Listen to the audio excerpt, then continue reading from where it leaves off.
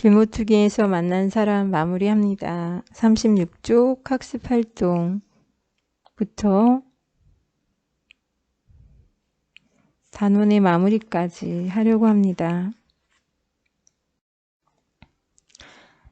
36쪽 학습활동 내용학습 확인합니다. 이 소설에 등장하는 인물들의 특징을 써봅시다. 교과서 내용 정리합니다. 이 소설에 나는 예술적인 분위기가 느껴지는 동네에 살고 있습니다. 이웃들을 따뜻한 시선으로 세심하게 관찰하는 서술자입니다. 나의 관찰과 묘사를 중심으로 이야기가 전개되고 있다라고 하였습니다. 그래서 나의 눈으로 바라본 인물들 특징 한번 살펴봅니다. 여러분들 교과서에 적으셔야 합니다. 김밥 아줌마는 늘 흰 가운을 입고 있습니다. 특징을 살펴본다면 매일 아침 9시부터 저녁 9시까지 일하고 있고 무뚝뚝하고 뻣뻣합니다. 김밥을 만들 때 누가 보고 있으면 화를 냅니다. 김밥 하는 일에는 관심이 없고 김밥을 만드는 일에만 몰두하는 것 같습니다. 맛이 환상적인 김밥을 만듭니다. 교과서에 적어 놓으시고 넘어가시기 바랍니다. 두 번째 인물, 빵떡모자 아저씨. 늘 웃는 얼굴이고 막 50고개를 넘겼고 트럭에서 야채와 과일을 팔고 있는 아저씨이고 거의 매일 하루에 2번 나가 사는 동네에 나타나고 있습니다. 자신이 파는 물건이 국내 최고라는 자부심이 있는 인물입니다. 자신이 파는 물건에 관해 이야기하는 것을 좋아하고 있습니다. 적고 다음으로 넘어가면 됩니다.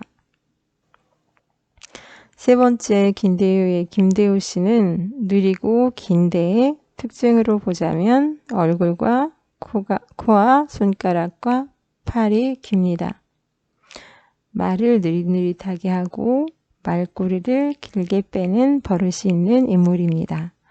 전화를 받을 때 제가 긴데요 라고 말하고 성격은 낙천적이고 예심이 많습니다. 주위 사람들을 편하게 해주고 맡은 일은 빈틈없이 해내는 인물입니다. 교과서 36쪽에 적어놓고 넘어갑니다. 목표학습 37쪽 소설 속 인물들과 가상 인터뷰를 하면서 소설을 감상해 봅시다 라고 했는데 김밥 아줌마에 대해서 김밥을 만들 때 누가 보면 왜 화를 내시나요? 이렇게 질문을 만들어 보라고 하였습니다.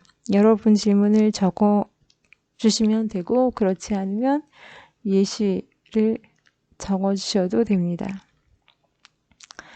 흰 가운을 입으시는 까닭은 무엇인가요? 혹은 김밥을 만들 때 가장 중요하게 생각하는 것이 무엇인가요?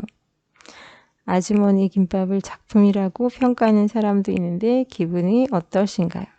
여러분이 다르게 질문을 만들어 주셔도 좋습니다. 빵떡모자 아저씨에게 질문을 한다면 단골이 많은 까닭은 무엇이라고 생각하시나요? 처럼 만든다면 늘 웃는 얼굴을 하고 계시는 까닭은 무엇인가요? 고객의 불만을 들었을 때 어떻게 하시나요? 야채와 과일을 도매로 구입할 때 가장 신경 쓰시는 점은 무엇인가요? 여러분이 다르게 적으셔도 좋습니다. 장사할 때 가장 중요하게 생각하는 것은 무엇인가요? 예시 답안 중에 마음에 드는 게 있으면 적어두셔도 좋습니다. 김대우 씨에 대해서 인터뷰를 한다면 자신의 매력이 무엇이라고 생각하시나요?처럼 여러분이 적으시면 되는데 예시로 항상 느리게 걷는 까닭이 무엇인가요? 말버릇을 고치라는 충고를 들었을 때 기분이 어땠나요?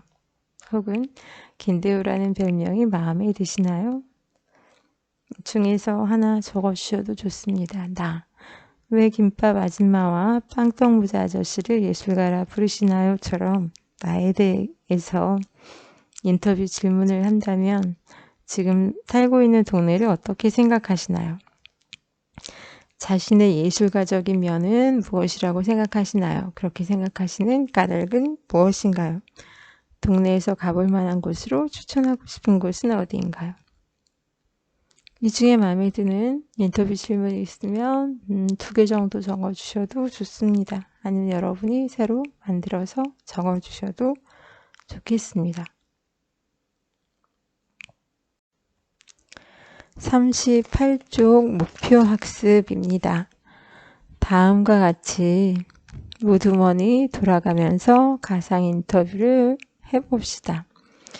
4명이 무드을 구성하여 각 무드머니 등장인물 가운데 한 명의 역할을 하고 어떤 인물부터 인터뷰할지 정하고 한 인물을 인터뷰할 때 다른 인물의 역할을 맡은 무드먼들은 기자가 되어 질문을 한다. 이에서 정한 순서에 따라 인물과 인터뷰를 한다.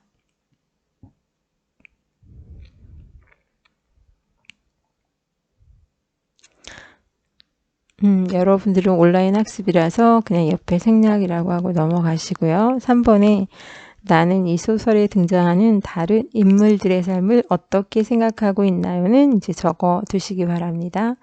우호적이고 긍정적으로 바라보고 있다. 그래도 좋고 예찬하고 있다. 또는 다른 인물의 삶을 아름답게 인식하고 있다. 적어주시면 좋겠습니다. 다른 방식으로 여러분이 쓰고 싶은 문구가 있으면 써보셔도 좋습니다.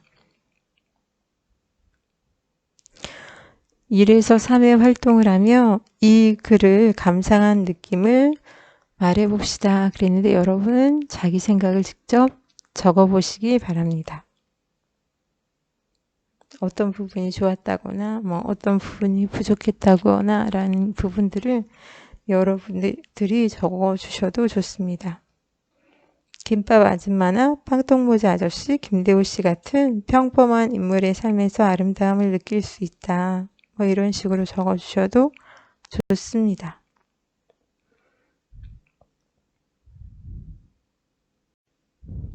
(39쪽입니다) 자신이 아는 어떤 사람을 주인공으로 하여 길모퉁이에서 만난 사람이라는 제목으로 짧은 글을 써봅시다. 직접 써볼 거라서 여러분이 책에다 어떤 인물에 대해서 적을 건지 짧게 쓰셔야 합니다. 그 사람은 누구인가요?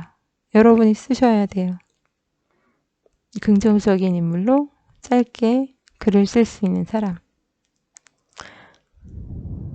그 사람 만난 때는 언젠가 쓰고 넘어가셔야 합니다. 그 사람의 특징, 또 그 사람과 관련된 사건이 있다면, 그 사람과 관련된 사물이나 장소가 있다면, 주변에서 볼 수 있는 인물 중에서 좀 긍정적인 사람 한 사람 찾으셔서 답변 적으시기 바랍니다. 그러면 뒤에 40쪽에 보시면 1회 활동을 바탕으로 짧은 글을 써봅시다. 여러분이 쓰고 가실 겁니다. 그래서 적어보셔야 되는데 짝과 돌려 읽고 한 줄 감상을 남겨봅시다. 한 줄 감상은 생략할 거지만 부제, 그 사람의 특징을 살려서 부제를 지어보세요. 김대호의 김대호씨 이런 식으로, 또는 첫 번째 예술가라고 지었던 것처럼 여러분도 부제를 한번 써보세요. 글쓰기는 지금 쓰셔도 좋고 아니면 강의 끝나면서 여러분들이 기지하고 넘어가셔야 합니다. 나중에 첫 검사할 때 확인할 겁니다. 선생님이 생략하라고 한 부분은 생략이라고 적고 가셔야 나중에 첫 검사할 때 이게 안 한 건지 아니면 함께 생략하고 넘어간 것인지 확인하기 용이하기 때문에 선생님이 이건 생략하라고 했던 부분은 생략 쓰시고 기록하시라고 한 부분들은 기록하고 넘어가셔야 합니다. 소단원 닫기 중에는 우리말 톡톡만 확인하도록 하겠습니다. 이와 히를 구분하는 것. 맞춤법에 맞는 단어를 골라가며 미로를 통과해 봅시다 라고 했는데요. 묵묵히, 묵묵히, 예, 묵묵히, 묵묵하다 해서 묵묵히, 자연히, 자연히, 네, 자연히, 일일이, 일일히, 일일이, 이로 분명하게 발음 나는 건 이로 적고 히로 발음 나는 건 히로 씁니다. 또는 뭐뭐 하다 형태로 끝나는 것 히로 쓴다고 생각하셔도 됩니다. 42쪽 생활 속 실천하기입니다. 이건 3월에 가정학습 활동에서 가정학습지에 나간 거 기재해 두셔도 좋습니다. 누구에게나 감명 깊게 읽은 문학작품이 있을 거예요. 그 작품을 지은 작가에게 보낼 엽서를 정성껏 만들어 봅시다. 활동 한눈에 보기로 작가에게 엽서를 보내고 싶은 작품 고르기. 자기가 감동받은 작품. 엽서 구상하고 엽서 만들고 가장 마음에 드는 엽서 고르기. 마음에 드는 엽서는 나중에 여러분이 엽서 제출하고 나서 등교 계약 이후에 해볼 수 있도록 하고 우선 지금은 만드는 부분까지 해보도록 하겠습니다. 작가에게 엽서를 보내고 싶은 작품 여러분이 42쪽에 쓰셔야 되는데요. 예로 소설 소나기 황순원 작가님께 엽서를 보내고 싶다라고 한다면 이유로 2학년 국어 시간에 소나기를 읽고 큰 감명을 받아서이다. 이렇게 쓰셔도 되고 여러분 다른 작품 찾으셔서 쓰시면 됩니다. 예로 여러분의 생각, 작가에게 엽서를 보내고 싶은 작품, 이유 지금 적고 넘어가시거나 활동 다 마무리하고 다시 돌아오셔서 적어 두셔도 좋습니다. 43쪽입니다. 엽서를 어떻게 만들지 구상해보자. 보기를 참고하여 엽서에 들어갈 내용을 마련해 봅시다. 기억에 남는 인물이나 장면 또는 인상 깊은 표현 또는 작가에게 궁금한 점 또는 작품과 관련한 자신의 경험 또는 작품이 자신에게 끼친 영향 등을 생각해서 엽서에 들어갈 내용을 적어봅니다. 황순원 작가님께 뭐 이래도 좋고 여러분이 감동받은 작품의 작가에게 엽서를 보낸다고 생각하시고 43쪽 빈 공간에 그 내용을 적으시면 됩니다. 새로 적으셔도 좋고 저 기억이 안 나면 3월에 했던 거 그대로 옮겨 적으시면 됩니다. 적고 가시고 선생님 넘어갑니다. 어떤 엽서를 꾸밀지 생각해 봅시다. 어떤 종이로 엽서를 만들까? 모양은 어떻게 할까? 배경은 어떻게 꾸밀까를 여러분이 생각하고 넘어가면 되고 그냥 그렇게 적으셔도 되고 직접 생각하고 넘어가셔도 됩니다. 44쪽입니다. 활동위에서 구상한 것을 바탕으로 엽서를 만들어 봅시다.